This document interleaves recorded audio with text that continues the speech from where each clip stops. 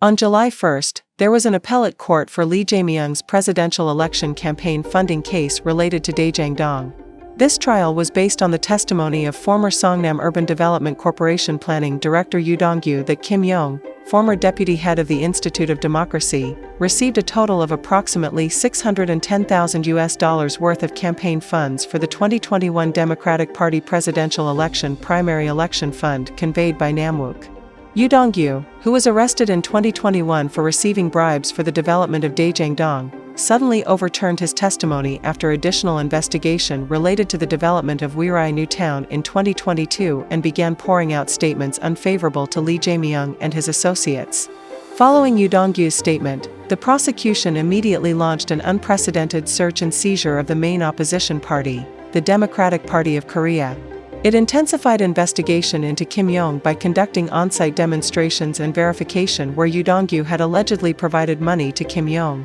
As a result, the prosecution believed that Yoo Dong-gyu received approximately $610,000 in illegal campaign funds on 3 occasions, including approximately $72,000 on May 3, 2021, at the office of Yuan Holdings, a real estate development company owned by Yoo Dong-gyu, located in Bundanggu, Songnam-si, Gyeonggi-do. The problem is that the Korean prosecution did not have important physical evidence of receiving the money.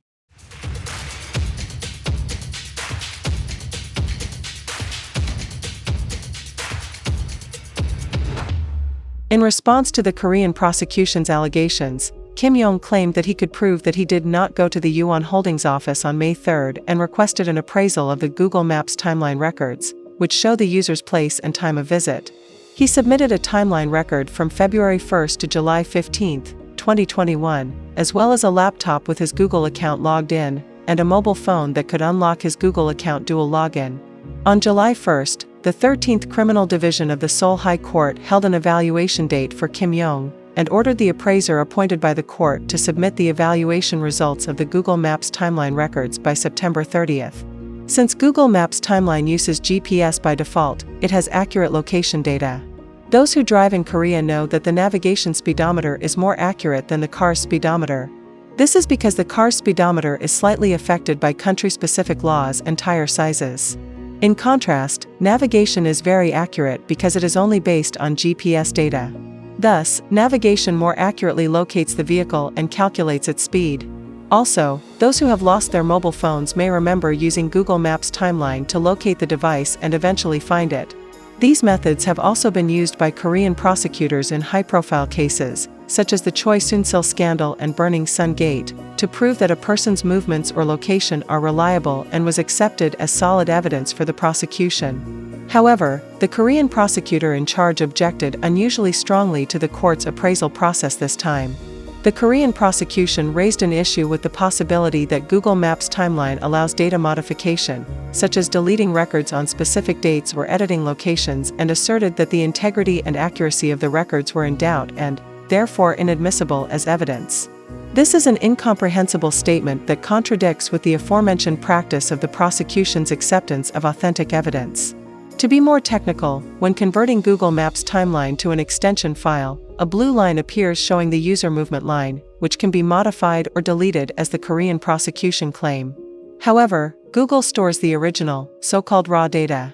In case of raw data, which is marked with red dots at regular time intervals depending on the location of the mobile phone, users cannot arbitrarily modify or delete the data at all. Eventually, this raw data confirmed that Kim Yong was in Bampo, Seoul, not in Pangyo Yuan Holdings on May 3, 2021. Thus, it was clearly revealed that the Korean political prosecution had manipulated the investigation and indictment. Moreover, this revealed that the judicial trial which sentenced Kim Yong to prison was wrong, as the judicial trial had accepted the Korean political prosecutor's claims without properly checking the authenticity of the evidence. Unlike before, it's easy to see why the Korean prosecutors were so resistant to Google Maps timeline verification.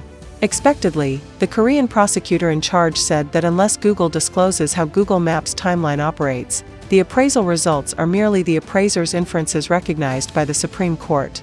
Honestly, at this point, the Korean prosecutor in charge should have stopped and requested a recess, but the embarrassed prosecutor took issue with Google's technology, which is gaining worldwide trust, to prevent his forgery from being revealed.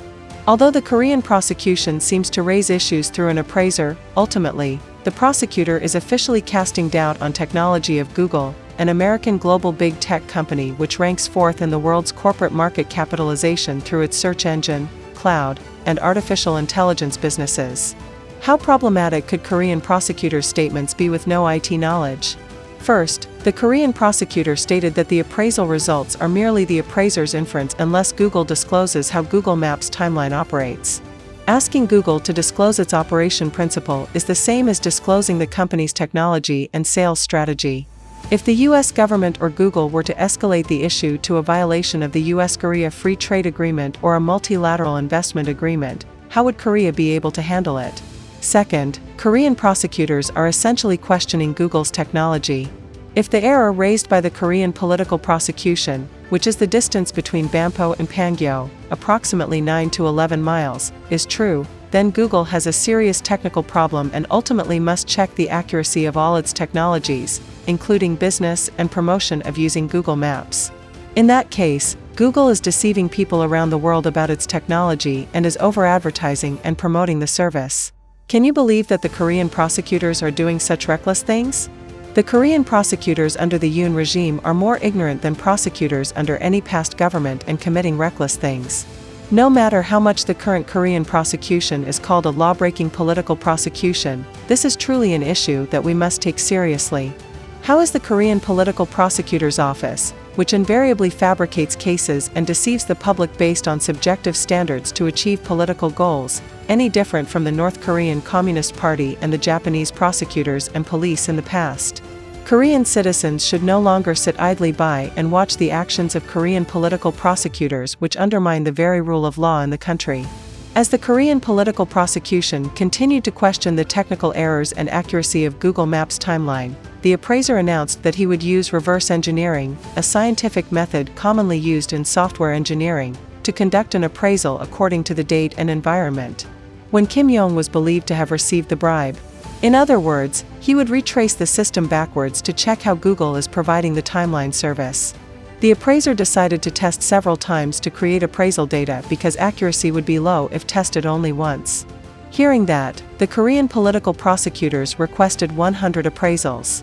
Then, when the appraiser mentioned that it was realistically impossible and could only do about 10 to 20, the judge ordered to make 20 within 3 months, to allow the appraiser to do as many as possible without delaying the trial. In response, the Korean political prosecutors suddenly changed their stance, stating that the trial would be delayed and questioned the purpose of conducting such unnecessary process. In other words, the Korean prosecution used various excuses to prevent the adoption of Google Maps timeline appraisal, but failed. I'd like to briefly mention the media here. The extreme conservative media, including Chosun Ilbo Media, wrote articles without mentioning the fact that Korean political prosecutors had criticized Google's technology. For example, when an appraiser traced the Google Maps timeline system through reverse engineering, Korean prosecutors stated that it may or may not be accurate, in the context that accuracy will be low after only one test. However, the extreme conservative media wrote with a nuance that Google Maps timeline itself is inaccurate. Furthermore, even though the delay in trial was inevitable since Google Maps timeline appraisal was the only digital evidence in Kim Jong's charges, the extreme conservative media did not explain accurately as to why trial was delayed. This is why extreme conservative media are often called as lapdogs.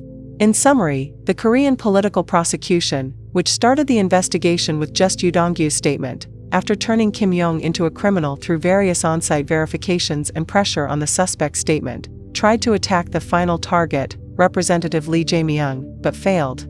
Let's think about this for a moment.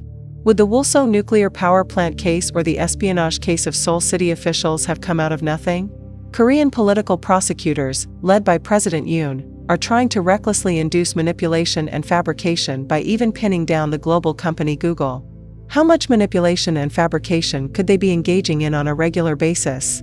The important thing is that despite these illegal facts which are known to the world, Korean political prosecutors are not subject to any disciplinary action. Instead, they are deceiving and inciting the public by claiming that they are conducting a just and fair investigation. To stop this practice, it is necessary to impose strong punishments such as impeachment of the prosecutor to make clear that Korean prosecutors are also under the law. However, the new Reform Party stated, if the prosecution's investigation is illegal and unjust, it is a matter for the judiciary, not the Democratic Party, to judge. They even pointed out, this is an impure attempt by the Democratic Party to take control of both the legislative and judicial branches of government. The new Reform Party, which criticizes the president and the People Power Party and calls itself a new conservatism, has the same thoughts as its counterpart, the People Power Party, about Korean political prosecutors who subvert the rule of law. How can they be called new conservatives? According to them, the judiciary should make the decision. Does this mean that the judiciary which sentenced Kim Jong to prison based on fabrications by the Korean political prosecution is normal? Should we call the judiciary fair and just for releasing Kim Jong on bail? Rather, aren't Lee Yeon-ju, who rejoined the Democratic Party, and Lee Jae-myung are expressing a clearer traditional conservative position by emphasizing the overthrow of extreme conservative forces, including President Yoon and Korean political prosecutors? Please join me by raising your voices so that impeachment, a powerful agenda that can overthrow Korean political prosecutors and the judiciary, can be realized in the 22nd National Assembly.